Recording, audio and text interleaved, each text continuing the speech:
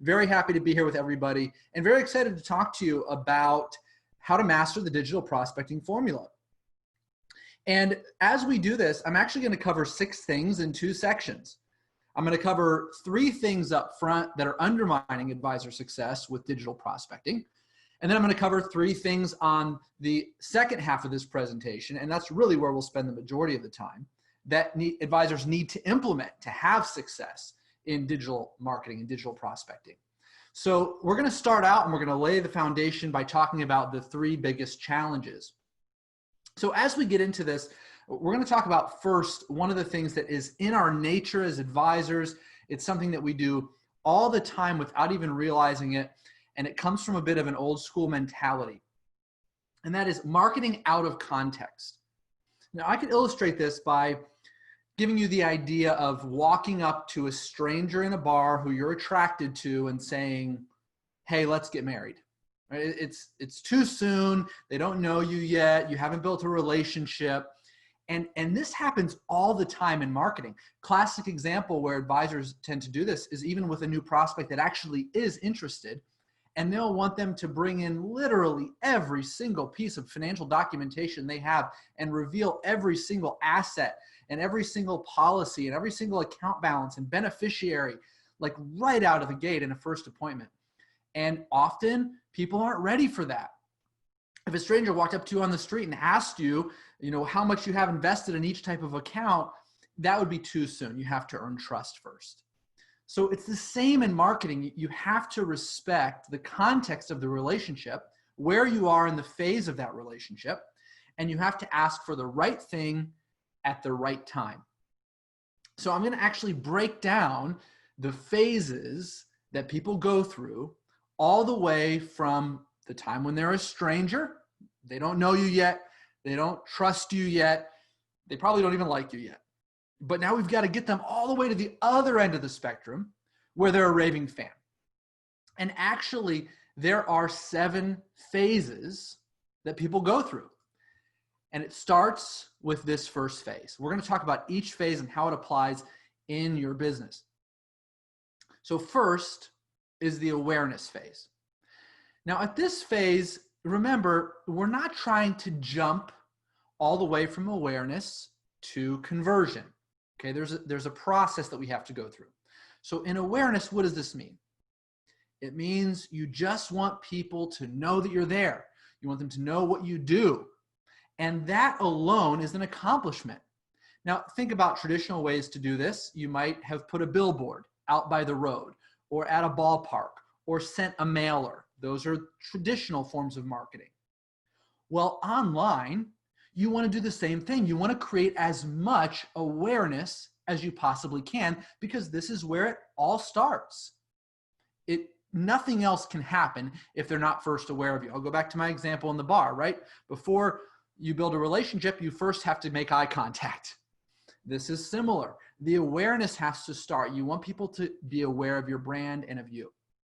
So how do you do that online? Now, this is not a presentation about social media, and I'm not going to tell you to go out and start tweeting more. But that is actually one example. You can do it on social media. You can be on social more, but sometimes you don't have enough traffic even there. So this is where things like advertising come into play. And we're going to talk about this more in the presentation today, but you can actually create tens of thousands of impressions of your brand online, tens of thousands, for just a few $100s. And that's where sometimes organic gets you there, sometimes paid gets you there, but you have to have a combination. And so anything you can do online to create awareness so that you can get people to the next phase of this process, which is where they're now actually engaging with you. And don't worry, we're going to teach you how to do this later. So just stick with me as we lay the foundation here. See, the context of the relationship now is that they've become aware of you and they're ready to engage. So at this point, you can start to have an exchange. And at this point, it's still a little bit early to ask for too much. But once they've engaged with you to a level where they're content that you are worth their time, now in their mind, they'll be ready, they'll move to the next phase, where they actually subscribe. And this is where, at this point, you might get an email address or a name or even a phone number. And they've now opted into something. But before that happens, you have to make sure you engage properly. That's where things like video come into play, free education. You can't go from awareness to subscription. You have to make sure there's proper engagement in between. And once they subscribe, they aren't necessarily a client yet.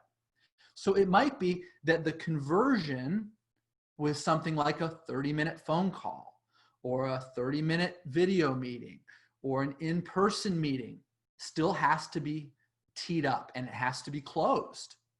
So at each phase, what you're doing is, rather than trying to leap from awareness to conversion, you're closing on the next phase. Your only goal here is to move somebody to the next phase of this journey.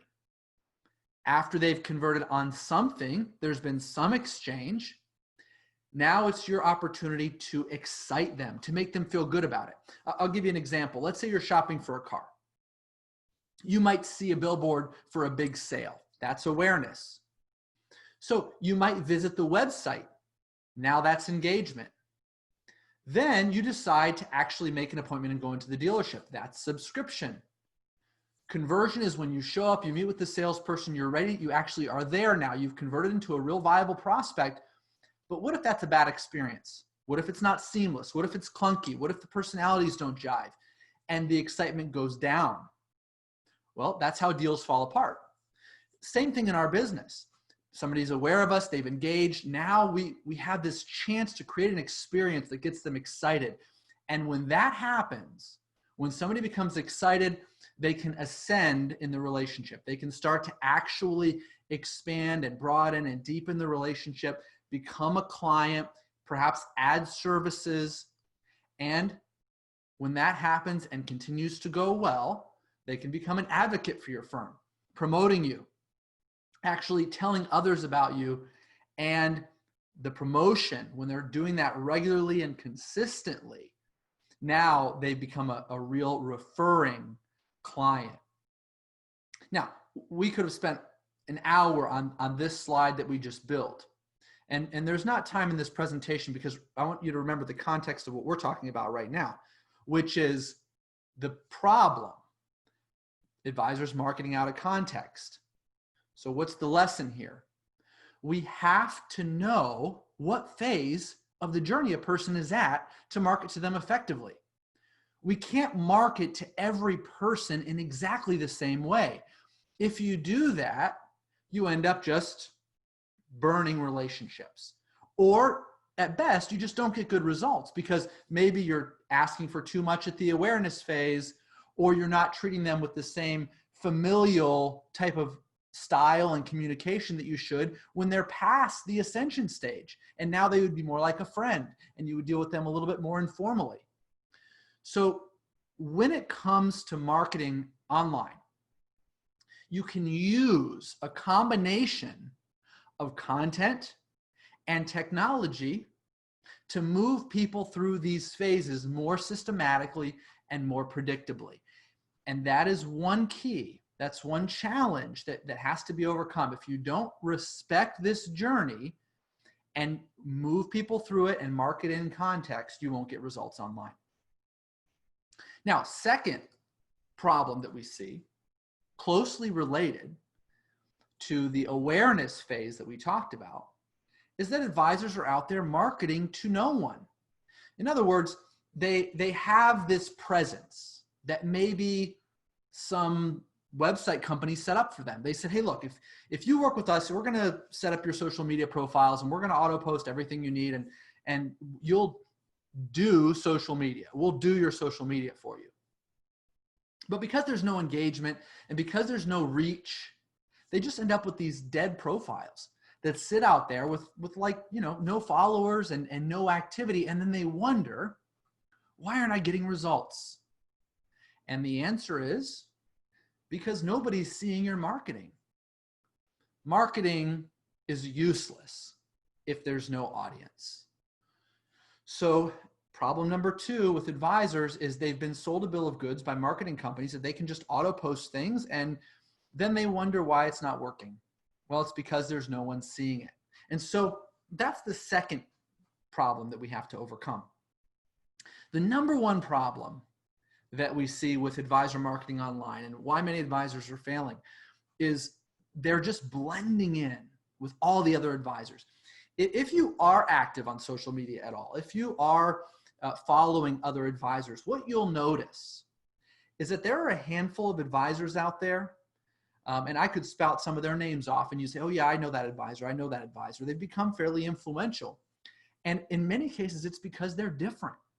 Their profiles are different, their attitude is different, their voice is louder. They don't blend in. And the old days of money management and the white shirt, blue jacket, red tie, part on the left side, white male persona, it's dying. And what happens is if that's your persona, then you're probably just going to blend in with all the other blue jacket, white shirt, red tie, part on the left side, white guys. So that's not a jab at this industry's lack of diversity, really. The point is that we have to do something to stand out. And by the way, if I just described you, I probably also partially describe myself half the time. So it's not a jab at you either. But the point is, if you go to a financial conference and you're there with all these people and we all look the same, or if you're online with all these people and we all look the same, why are people going to notice? You're just blending. And if you've ever seen The Matrix, it's like that scene, where the Neo's walking through and they're in the simulation and everybody's in black and white, and then bam, there's a girl in a red dress, and she immediately gets his attention because she did not blend in. And this is really the point. When in the financial industry, people look at advisors online, especially, a lot of times what they see is this. And by the way, I just took screenshots from my LinkedIn is what this is. When, I follow a number of advisors and I see their activity feeds, and I just see at the same time, what'll happen is a post will go out and I see it, boom, boom, boom, boom, boom, the same post over and over again. And I think as a prospect, if I'm following some advisors in my area and I see them all doing exactly the same thing, I probably am going to think that they work at the same company. And none of them are certainly going to stand out to me. And this is one of the problems with the mass-produced canned content that's out there. Every advisor just ends up blending in with the next advisor down the street. And if you can imagine a prospect going to your website, clicking on the retirement tab, and being presented with the exact same videos and landing pages and content as 40,000 other advisors in the country. Where is your differentiation? It goes away. And so you've got to start to think about your content like you think about building a portfolio. It has to be diversified. So there's 4 types of content. We're going to talk about the 4 types of content, and these are 4 types that you can consider, okay? And you really need to have a couple of them at least. The number one best type of content is original content. Now, if you don't have good quality original content, if you have not invested in original content, and what I mean by that is your own voice, your own style, that could be a custom video produced about your firm. It could be some well-written homepage material. It could be a monthly blog post, but something that reflects you in your social media activity, something personal, something about your firm, something that is only uniquely yours that no one can take from you, then you're really missing a chance to stand out and get noticed.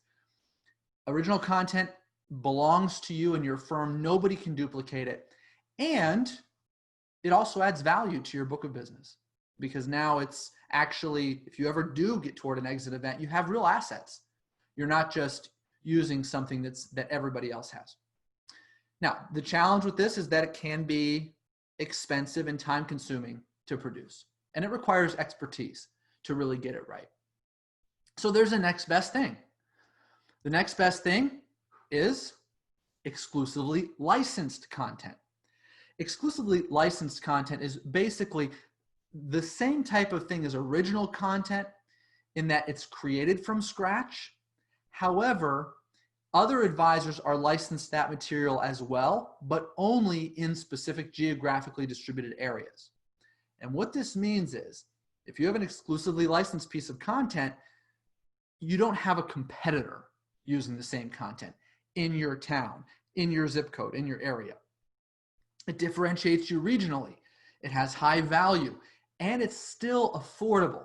It's not as difficult to get right. You can actually launch it quickly because it's already been built for you, and you get a lot of value for a low amount of cost. Now, the downside to this is you can't just use it nationwide because it's limiting to a region. So those are the first two types of content. Those are the best two types. Now, after that, there is another decent type of content, and that's curated content. Curated content is fast and easy. That's where you take articles or links to other people's content and you share them. And a lot of social media tools for advisors will do curation. But that usually doesn't yield results. So if you've been using curated content and wondering, why aren't I getting real results from this? That's probably why. Because it's just sharing of articles, and you know there's already a lot of sharing happening online. And it doesn't differentiate you because other advisors are sharing the same thing. So it's good to have a little bit of activity, but it's probably not going to help your business much. Now, the last type of content, which is the kind that you really need to be careful of, is the mass duplicated content.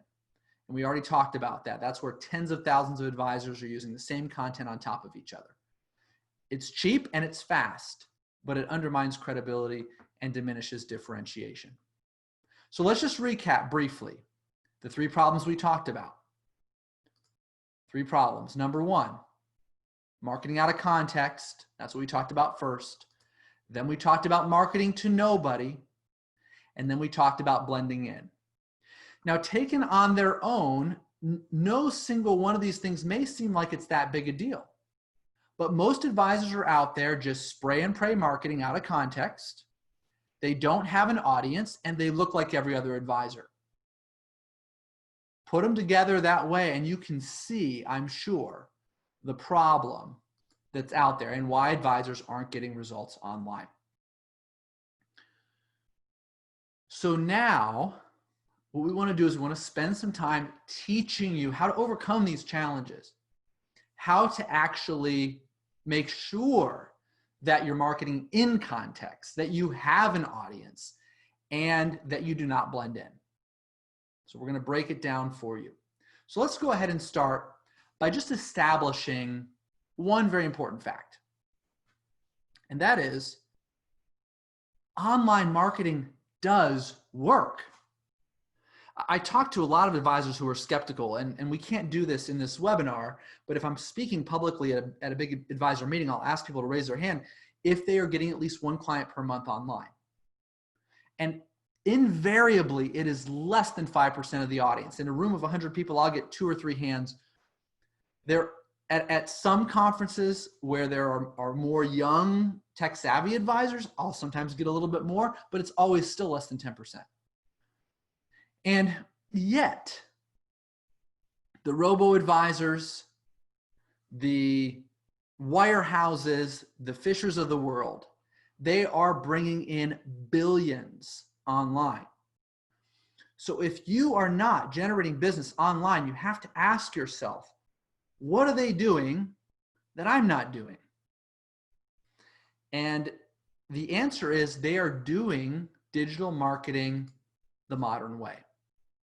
So let's break down 3 things that they are doing and that you can also do online. Number 1, you have to drive massive awareness. So I would ask you online, what is your current tactic for driving awareness? How are you driving awareness online? Random social media posts are not going to do it. But if you look at the typical funnel, you've heard of the funnel, right? You've got the top of the funnel, tofu. Not the tofu you eat, the tofu at the top of your marketing funnel, where you have to fill that funnel. You have to drive awareness online. So how do you do that? Well, I'm going to break down an example of a campaign for you. We're going to talk about some different components of it here. Now, this is just an example of a starting point for a campaign. And what's nice about a campaign is that it can run on a single subject, often targeting a single audience for a predetermined period of time. And when a campaign is out there running, you can measure its effectiveness, you can see how it's working, and you can double down if it's working well and draw back if it's not, and you can run multiple campaigns at once. So this is just an example of one campaign, the starting point anyway. We're going to build on this together. So what you'll see is that this campaign has a series of ways to drive awareness. It's not relying on one single channel. It's posting to social on 3 channels, Facebook, LinkedIn, and Twitter. You can see that at periodic intervals. It also has email blasts that don't just go out once, but multiple times to existing prospects in a database. So many advisors that I know, they've spent years accumulating lists of prospects that are just sitting there and not converting. And a campaign like this is a great way to get them converting, to drive awareness, to fill the funnel. So you've got the reach in your existing network, and then you've got the option, if you don't have a big enough network, if you don't have enough reach, then you can boost your campaign with ads. Now, just to give you some idea of the effectiveness of online advertising, on average, for every dollar spent advertising on Google or Facebook, you make $2 back. That's on average. Now, it's not a holy grail. It's not an automatic. It's probably not the kind of thing you're going to spend a few $100 a month on and change the game. Many of these companies that are out there advertising online are spending thousands and tens of thousands of dollars. But you can work up to that as you generate your return. The point is, you've got to do something to create awareness online. If you're just doing the social posting and it's not working, you've got to boost it. You've got to boost your reach. And only if you're starting to really create more reach will you be filling the top of the funnel. And this is key. You've got to get more awareness. So either do it organically or do it with advertising or some combination thereof. As you fill the top of the funnel, this gets to the second point. And that has to do with the approach you take in your marketing. Now, it says on the screen right now, it says go bold. All right, so I'm going to see if you'll just do a little exercise with me. And I can't see you, and you can't see me, but let's try this together, okay? Let's try an exercise. I'm going to ask you for a minute to take your hand and extend it out in front of you and hold up your thumb in front of your face at arm's length. And as you hold up your thumb, I want you to stare at your thumb. And as you're staring at your thumb, I want you to just notice in your peripheral vision, what else happens to be in focus while you're staring at your thumb? Is anything else in focus outside of the thumb that you're staring at? Well, I know the answer is no, because human beings, we have a very narrow range of focus. In fact, it's only about an inch or so wide.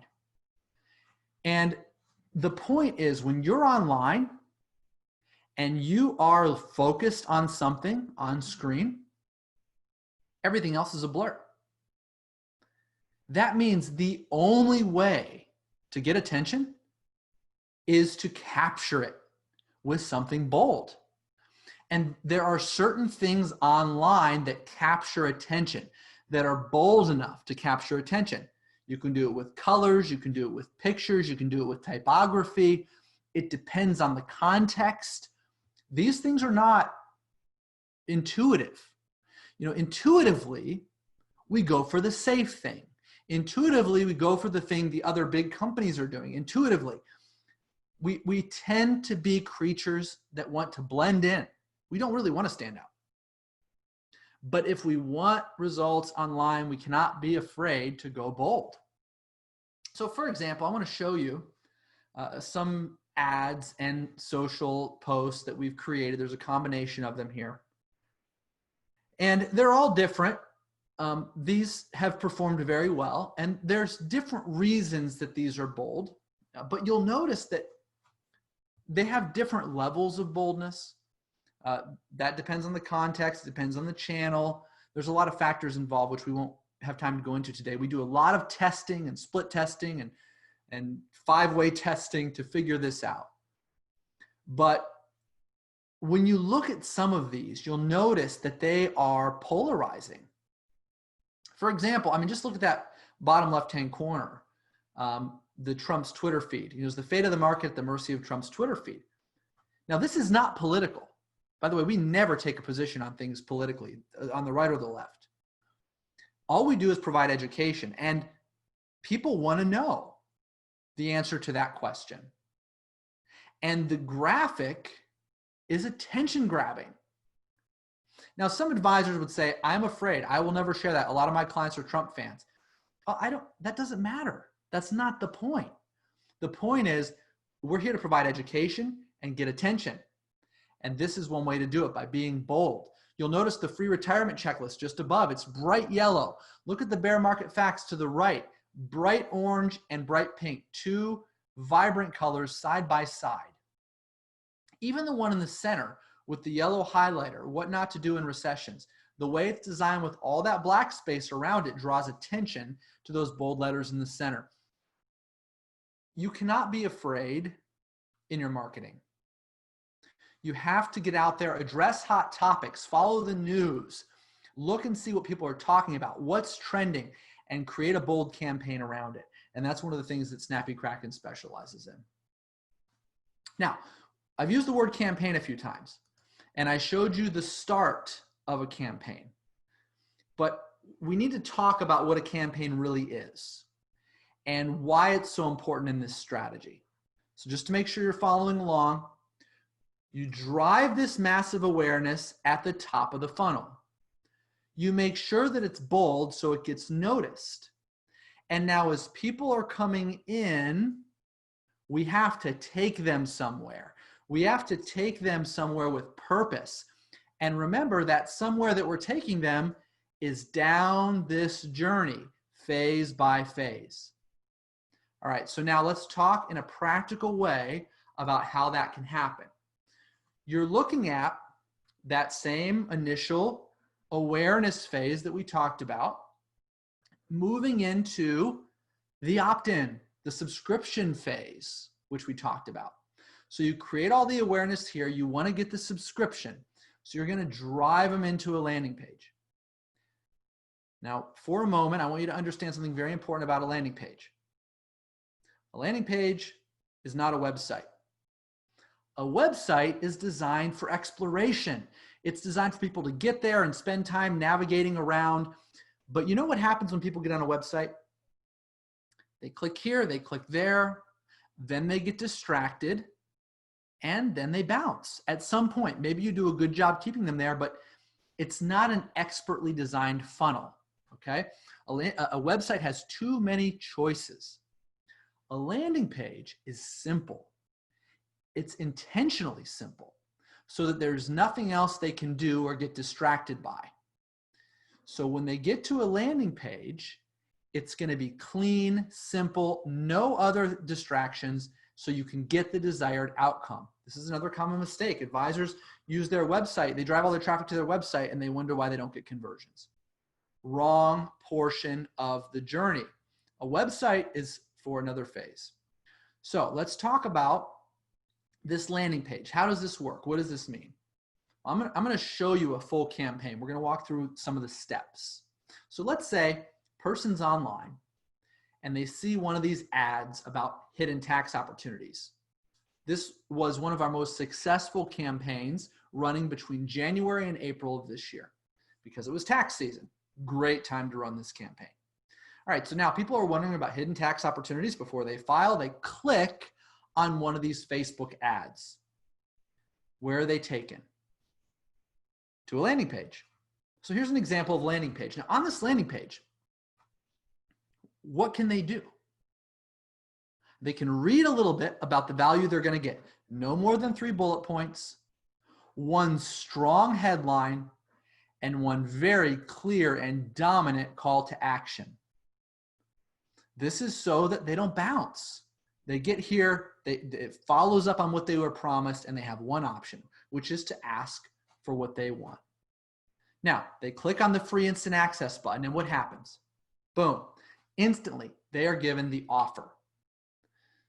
Now, remember when we were talking about our phases, we said we can't treat new prospects the same way we treat established relationships.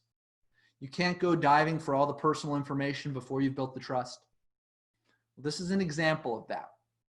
You'll notice there's a first name, a last name, and an email address. That's not a lot of information. Sometimes we just ask for a first name and an email address. Now, some people, some advisors who we market for, when they first come on our program, they'll say things like, well, I can't do anything with this lead. It's just an email. How am I going to call them? Well, you can't call them because they don't want you to call them.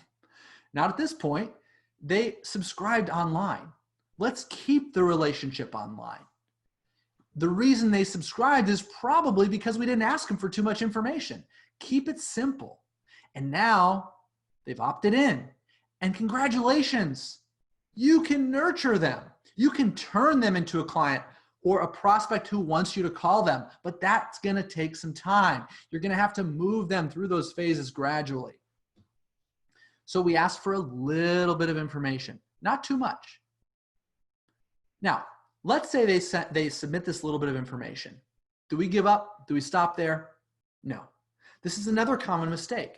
In fact, as far as I know, Snappy Kraken is the only marketing company for advisors that actually utilizes this next piece. And that is what's called a tripwire page. So most of the marketing platforms out there, they just have a one-portion landing page. We have a three-portion landing page. That means if they click on the first page, they're presented with this second page. And on the second page, now we go deeper. We give them a chance to book a one-on-one meeting. We ask for more information for people who want to take that next step. And we have this thing you may or may not have heard of. It's called an exit intent pop-up. And if you know what that is, you've probably experienced it before where you are on a page and you go to exit and a little pop-up comes up and says, wait, before you go. Well, that increases conversions. See, only a third of our conversions will come from the initial landing page. The rest will come from the exit intent pop-up or the tripwire page. And so because of these extra layers, you're able to move people through this sequence. Now, we talked about top of funnel. We've talked a little bit about middle of funnel. What about the bottom of the funnel? What does that mean? Well, that's where now we're really driving hard for that appointment. We're really trying to convert them into, or get them to actually take a next step where they want to meet with us, take additional action. So we've moved them from the awareness phase. Now that perhaps they're in the education phase. How do we get them down here? The I want this appointment phase. Bottom of funnel. Good way to remember this. Tofu, mofu, bofu.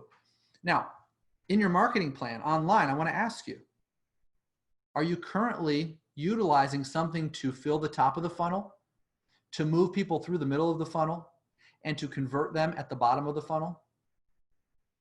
If not, that could be why you're not getting results. You need automation and content at every stage of this funnel. So what does that look like? Well, here's the whole campaign that we started building together. You'll notice we've got all the promotion at the top of the funnel, driving people into the middle of the funnel where they can opt in or subscribe. And we don't stop there. The education continues with our instant download, and we follow up with emails automatically. So if you've ever had this experience where you get a lead and you don't know what to do with it, or you forget to follow up, with automation, that'll never happen because it's going to automatically follow up for you once or twice. But what if people aren't ready yet? What if that's not enough? A lot of the people that fail marketing online, it's because even this is all they see. Now, most people don't even see this. Most of them just see like if you go out to all the other platforms online that are doing marketing for advisors, they're doing like maybe this and this at best, but there's none of this. And advisors a lot of times don't even think in terms of a whole campaign. And then what? If it doesn't happen here, what's going to happen to move them into a relationship? Oftentimes nothing. So what else can you do? Well, you can put them into a different type of campaign. This is an example. And I want to talk about this type of campaign for a minute because it is so powerful.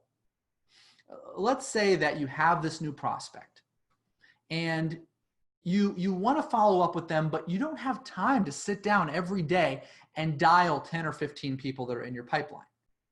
You don't have time to sit down and email 10 or 15 people, personal emails that are in your pipeline. But you can do it once. You can build an 8-part, and that's a long one, right? But let's say 8-part. So you've got every week for 2 months, you've got these pre-written emails that gradually build on the value that you provide. These are not canned newsletter emails, not generic. I'm talking about something that feels personal, like you sat down and wrote it. Brief, text only, with your email signature on it, automatically going out week after week to this person. Hey, Jim, hope you're doing well. I emailed you last week, didn't hear back. Wanted to tell you something people often ask about is X. Anyway, hope that's helpful to you. Week 4. Hey, it's been great connecting with you. Hope you don't mind I'm emailing you again this week. I know how busy you are, but I just found this really insightful thing that I want to share with you. Many of my clients ask about this and it's benefited them tremendously. Let me know if you have any questions about it. Just hit reply. And you're going through week after week. And the cool thing about this is you don't have to remember.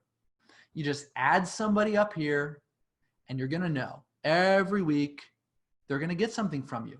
See, this is how you really start to squeeze all the juice out of your marketing because you're not stopping with just the initial opt-in.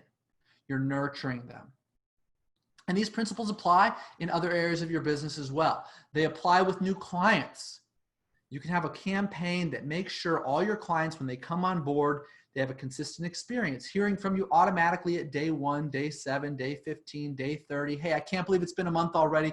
Just want you to know how happy I am to have you as a client. I've heard everything's going well, but if you need anything, let me know. So simple, but now it's built out. Maybe at day 90, they automatically get a survey to ask how their first 3 months with the firm was. These types of campaigns, they are an investment to get right up front, but once they are in place, they are working for you nonstop. And that's where you start to get real scale in your business. You can even do this with referrals. You can actually generate referrals this way. Now, we could talk about different campaigns all day, but this is only a 50-minute webinar and we're already at 41 minutes. And I do want to summarize some of this and make sure that you are getting the full benefit. So let's recap some of this. First of all, we talked about how a lot of companies are getting results online with marketing automation.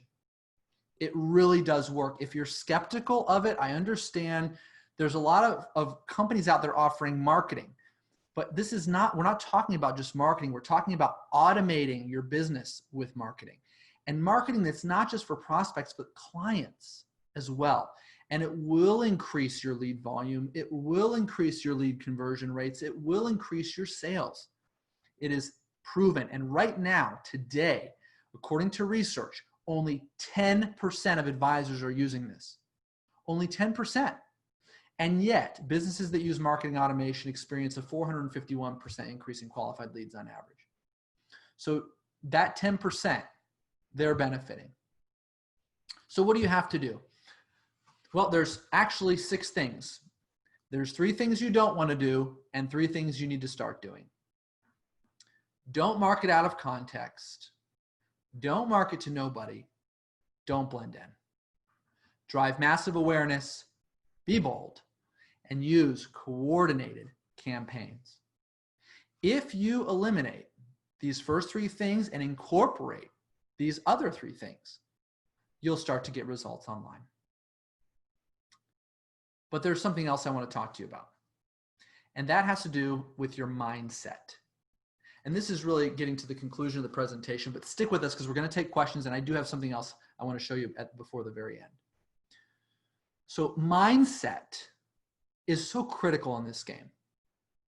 And right now with Snappy Kraken, when people join our program, on average, about 15% of them quit within 6 months.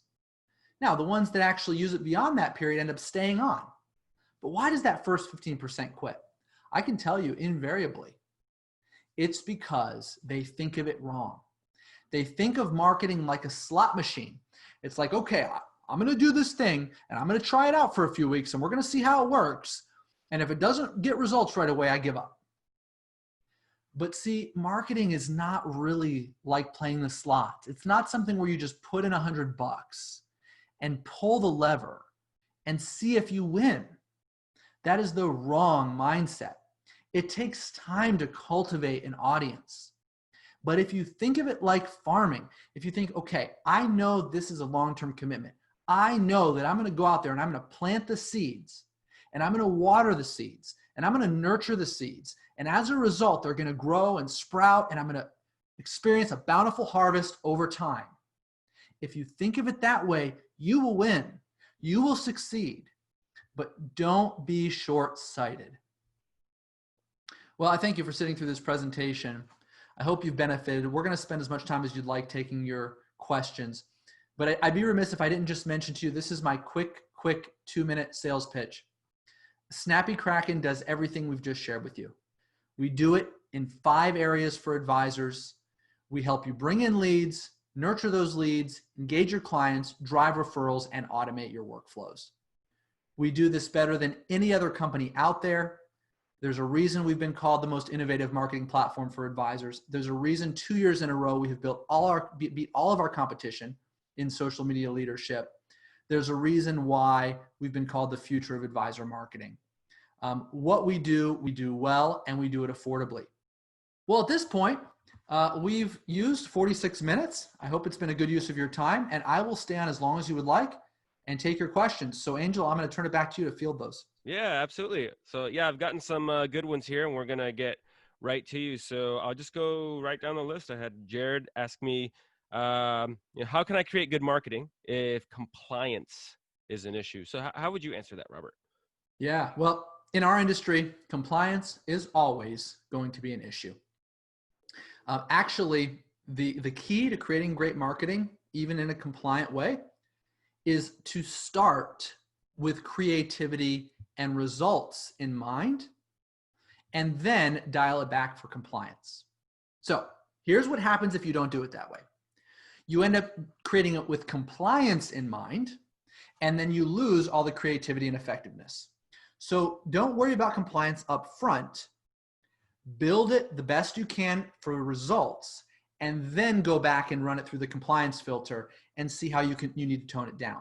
Now, this is what we do at Snappy Kraken, and actually, when we do that process, we actually submit all of our campaigns to FINRA. They review them. We get their comments. Usually there's none, but oftentimes there's a few, and when that's the case, there's simple changes to make, but we've still pushed the boundaries for creativity and results. And that's really the best way to do it. You can still be bold. You can still talk about really creative things. You can still offer value, and you can do that in a compliant way. Awesome. Great answer. Yeah, I'm getting to Paul, to Robert, to Chris, to Roy, to Jay. I'm going to answer your questions in just a second here. So I'm going to go down this list. So Paul asks, can someone hold my hand and help me launch my first campaign? I'll be happy to pay for and run Facebook ads. After the first campaign, I can do future ones myself. Yes, absolutely. So with Snappy Kraken, you'll notice that you'll be assigned a personal success specialist who will help you set up your account. Actually, launching your first couple of campaigns is part of that setup. And then after that, you have access to a monthly success consultation with our success team. They will continue to help you. And yes, we can help you get started, and then you can do more on your own, but we are certainly there to support you. This is not just a software that you have to do everything on your own. It's a software and a service, and we'll be right there with you every step of the way. All right, great. I'm going to go to Robert here, but I will read. There was one that came through that said, tofu, I hate that stuff. Give me red meat all day, baby. So just add some little Best comment. That's great. some levity in there. But Robert asks, you listed 3 types of campaigns: prospect nurturing, 90-day, excuse me, 90-day onboarding new client, referral generation. What other types of campaigns do you provide? You know what? I could spend all day on campaigns. I think the best thing is actually for you to just reach out and have one of our program consultants give you a demo. Just hit us up on snappykraken.com. They'll show you, but I can, in brief, I'll tell you a variety of topics. So we have niche focused campaigns for different audiences. So some for Generation X and Y, some for mid-career professionals, some for women, some for retirees, some for pre-retirees. We have topical based things that are both on personal finance and lifestyle, other things that are more technical and investment related. So you're going to find a broad spectrum designed to appeal to a broad swath of people. And what's cool about the way we do this is we create different campaigns for different audiences. So you can be running 10 campaigns at the same time for 10 different audiences and generating activity from each of those audiences without cluttering up your website with a bunch of conflicting messages. So you're going to find things on our site that you like and don't like, things you would use and wouldn't use, but that's okay because you'll certainly be able to find something that's right for you. Okay, great. And I'm also jumping in here and just answering some via text, just to help lighten the load here. Okay. I have here, let's see, Paul asked, I'm a subscriber of Snappy Kraken through UFC. How do I make sure that the territory around me is assigned to me? Yeah, great. So it should be working exactly the same way. We do have a partnership with them and we assign territories as well. If you have any questions about what your territory is or has it been assigned to you, ask your success specialist and they'll be glad to provide that information and make sure that's the case. All right. And I have a 2-part one here. It's from Roy. What is the projected budget for Facebook ads to get several leads per week? And then after that is, can we develop our own niche? Yeah, so a couple things on that. First of all, I would say if you want to get serious about Facebook, you should be spending at least $500 a month just to get started. But we do have a lot of advisors who don't have that kind of budget, and they'll put $100 in to wade into it and start to see some activity by boosting their own posts. But if you get serious about it, you're going to get to the point where you're spending thousands of dollars a month, just like any other marketing channel as you prove it. So minimum is we can't even help you. Actually, you have to do it on your own if you're only spending, say, $100. But if you can spend at least $500 or $600 a month, then we'll actually help you manage those campaigns and run your advertising for you. Great. And I have here one from John. If I want to use this for my office, 3 advisors, how does it affect the price? Good. Hold that for 1 second. I realized I didn't answer the second part of the last question. Oh, got it. You asked about developing a niche.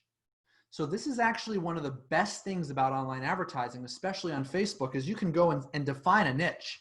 We have an advisor who just started running a campaign for women in his area. It's a campaign all about helping women unlock their fullest money potential. And he's only marketing it to women between 20 and 70 years of age in his area. And he's developing that niche exclusively with our platform. So yes, you can do that. And if there's a niche that you're going after that we don't have on our platform, but you're a subject matter expert in that niche, you can work with our content team and we'll help create it. So like right now, I know we've got something we're working on for physicians, which is going to be a whole separate campaign for that niche. And we've got advisors who work with physicians helping us with it. So yes, Snappy Kraken is very much designed for that form of marketing. On to the next question, which Angel asked about pricing. So the answer to what it would cost for 3 advisors depends on how you use the platform. So if you have 3 advisors all using the same account and the content is going out from that one account to all the social accounts and all the emails are going from the same company email and it's branded for the company and we're only supporting one company, then the pricing is the same. If, however, each advisor wants to have their own separate campaigns branded to them personally from their personal email and their personal social profiles, then they would need separate accounts for that. So there'd be actually 3 and the price would triple. However, as you see, we're giving a 15% discount to anybody from this webinar, so you'd also benefit from that. Great. And Jay asks, if starting totally cold, what would be an appropriate ad spend? over 12 months. So any help with creative? Totally cold could mean a lot of things. I'm not sure if that means you have no clients and no prospects and you're a brand new advisor, or if it means that you already have some other things to work with. Because when it comes to our platform, advisors who have, for example, a list they've been building up over the years will often monetize that very quickly. If you don't have anything like that and you're just relying purely on cold traffic, then the answer for ad spend is really dependent on how much results you want to generate. And the other aspect of this is the area geographically, because if you're in a very competitive area, it could cost more to get the same amount of impressions as if you're in a less competitive area where the money goes farther. And so the answer to that question would really depend on those factors, and we'd have to get to know you and your area a little better to answer it properly. So if you have more specific questions about what you should be spending based on the results you want to get for the area you're in, talk to one of our program consultants. Yeah, he added a little bit of context there. He said it's a new market. He's been in business for 20 years. He's going after a different niche, and it's not a very competitive area. It sounds like we could just get back to him because he's asking about specific geography too. Yeah. So maybe that's better suited. Maybe we set him up with someone on our program consultant team. Yeah, let's capture all that information. We'll have somebody get back to you with those answers. All right, great. And let's see here. We have, let's see. Randy asks, you said that there was a 15% drop out of the program. How long does this program reasonably take to see results? And can you tell us about specific successes that your advisors have had using Snappy? Yeah, absolutely. I mean, you can go on our website and read some of the success stories from our members. We have some nice testimonials there. I mean, I can tell you that not a week goes by that we don't hear from a member that's won new accounts, got new clients, converted old prospects, finally getting activity from them. I mean, quantifiably, the data that we have on the actual performance of our campaigns, which a salesperson can also show you on the number of clicks and conversions, and the email open rates are all very high. So what I'm actually saying is the results on actual clients and revenue, those are self-reporting. So we only hear about those when our advisors tell us. We don't have data on that. We do have data on the performance of our campaigns, which is extremely high and well above industry averages. So the level of engagement that we're getting. And we're happy to share that with you in more detail. Go to our website, look at the testimonials, ask one of our program consultants to share the data on the performance of our campaigns with you. And I think you'll get what you need there. All right, great. I believe there's one more here. I get leads from my website. I'm not too sold on the whole online leads thing because they don't turn into clients. Any advice on that? Yeah, I hope that this presentation really helped drive that point home. If you think about that question itself, I get leads on my website, but they're not turning into clients. What that means is they're hitting you right here. This is a lead from your website. They're at this phase. That's a great thing. But you got to move them from here to here. And this is where advisors fail. How do they go from a subscriber on a website, that's a website lead, to a real client? And that's where other campaigns designed to move them to that phase are so critical. For example, we talked about this, automatically nurturing them for 8 weeks, driving hard for that appointment. I showed you an example of a campaign where after people receive that and they opt in, they're prompted to book a one-on-one meeting with you. So if you get a lead from your website and you just go bouncing right from here, trying to get them to, perhaps with a phone call to come into your office, that may not happen. And the other thing is we talked about the long-term thinking. You've really got to say, okay, every opt-in that you get is a win. I mean, at Snappy Kraken, I can tell you right now, we get about 400 leads a month from our online advertising efforts. And, only about a fourth of those become clients. But over time, those other 300 that we're building and building and building month in and month out, that has become a massive list for us. And what happens is sometimes after a year or two, People that looked at us way back in 2016 are becoming clients. You got to play the long game. And that's the only way. Keep filling the funnel at the top. Keep nurturing. And over time, that will become a bigger and bigger list. And although a small percentage may convert on a monthly basis, it's going to become a bigger and bigger number because the list is getting larger and larger, and you're not letting them die on the vine. You're nurturing them long-term. So my advice to you is take a long-term view, not a short-term view. You know, when I started in this industry, I would send out a postcard.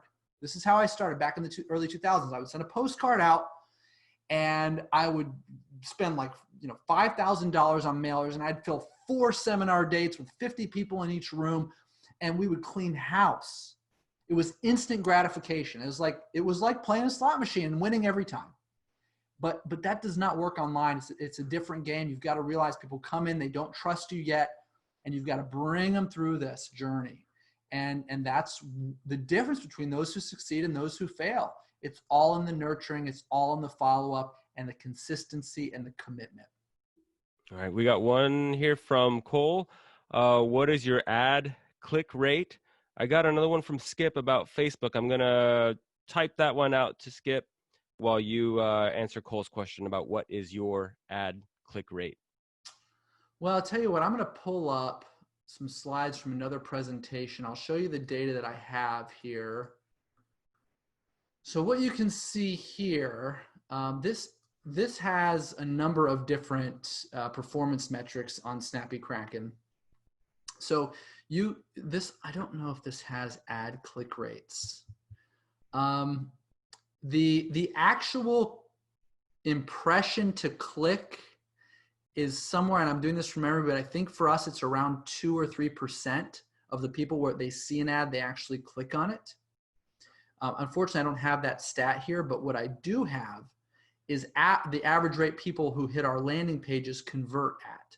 So you can see on average, 40% of people open our emails, and those who actually get to one of our landing pages globally on average convert at 10.3% on the landing page. That's where you actually get a lead, you get a form filled out, you get a name, get an email. This is a conversion. So 10.3% on our landing pages, and on average per campaign, per member, when they run a new campaign, this is the number of leads they'll get. And then we actually encourage them to run several campaigns a month, but on a monthly basis per campaign per member is here. And then you can see what our top 10% and our bottom 10% of our members are doing. So there's a big delta, and it depends a lot on the area, the ad spend, the commitment. And hopefully that helps you quantify it on some level. I got a good tactical question here on leveraging Snappy Kraken to close the gap between online and offline effort. So Paul asks, if I do direct mail of say 5,000 pieces, is there a way to give a link to a Snappy Kraken campaign via those direct mail pieces? Yeah, you could do that. You could do that, but I'm just going to tell you up front, the chance of getting somebody to take a traditional mail piece and use it to go visit a website, it's really, really slim. That's not generally a successful marketing tactic. If you're going to do mail, you're much better off having a phone number or a very simple website with a very clear and powerful offer. So I'm not saying it wouldn't work, but the expense of sending a mailer to get somebody to go to a spot online is probably going to be so much greater and the conversion rate so much lower than if you just advertised online, in which case you'll probably end up getting a lot more traffic to that landing page.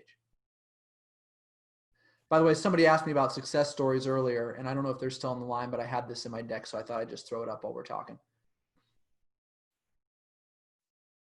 Yeah, go for it. Did you want to cover that? No, I'm just leaving it up on screen since somebody was asking about it. Okay, great. Let's see here. I have Whitney. She's asking if we do anything on Instagram. Whitney, we don't right now, and we'd love to help advisors with Instagram. Some of the challenges with that, just so you understand, in Instagram, you cannot link directly to a post or a page. You can't link directly to a page from a post. There we go. So a picture, you'd have to say in the comments, you'd have to say something like link in bio, and then get them to go to your bio and visit a link. So that is a challenge. The other challenge is that Instagram, unlike Facebook, LinkedIn, and Twitter, will not allow companies like us to publish through the API on behalf of our members' accounts. So that's another little challenge. So it's two things. We'd have to actually publish content, change the link in your bio, and direct people to that. And changing people's links in their bios opens up another compliance issue when they're required to have their firm address or something like that. So that's my long roundabout way of saying that LinkedIn's not a channel for us right now, but LinkedIn is a great channel for you personally, to use it for creating a connection. And we just can't support that at this time. Yeah, and I haven't really heard from I know the success team is always sharing stories, so I'm sure they do have a couple advisors they're working with that have taken creative from our own campaigns and maybe repurpose them or use them somehow in different social media channels. Yeah, but I don't have any examples of that just yet. Yeah, I have heard that. Yeah. And that appears to be, let's see here. I have a niche that attracts clients nationwide. How does a territory work with a niche like that? So the point of Snappy Kraken is to help advisors with all their marketing and even various niches. And we would love to help you target a niche. However, we also have this territory limitation, which we've been assigning territories out to advisors to help make sure that they don't have competitors using the same content. So if you used our platform, you would be given a territory as well. Now, that means you can't go out and advertise your content all over the nation on top of our other members' territories.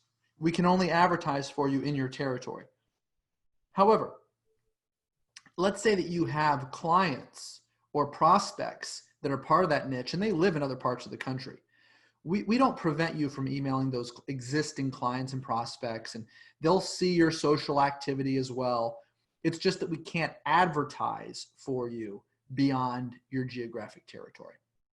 So that's the one limitation. Mm-hmm. But you would still likely get value from our platform through your social activity and your email activity. The other thing about this is it's not perfect, okay? The internet is everywhere. So people are going to, there is always the potential that another advisor is using the same content. So I know we talked about that being an issue of blending in, but there's a couple of things that are really key here. Number one, we make sure that your nearby competitors aren't using the same content, and that's critical. In a small town, you got 20 advisors using the same content. That's bad. That won't happen with Snappy Kraken. The other thing is globally, or nationally, I guess would be more appropriate. We only have 6,800 territories, and that means the biggest marketing companies in this country for advisors. I mean, they've got tens of thousands in some cases of users, and we're capping this. So you also have far less penetration, and those two things together protect our members. And so we may be able to serve you, or we may not be able to. And if you talk to a program consultant, they can help you figure out if it's a good value for you or not.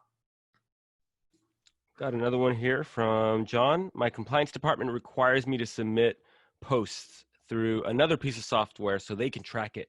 How would Snappy Kraken work around this? Yeah, so actually inside of our platform, every single campaign gives you the option to submit it to compliance ahead of time. So we'll generate a full PDF of the entire campaign for you, and you can submit that through your compliance tool ahead so that once it starts posting and publishing, that it's automatically, it's pre-approved and it's getting captured. All right, great. This has been fantastic. Most people actually stuck around for the entire Q&A. This is really engaging. I think that was the last question. Let me see if anything else comes through here. And no, it doesn't look like it. Thanks so much for giving us a time, folks. Yeah, really great having everybody. Thank you. And if you have any questions, just hit us up at snappykraken.com.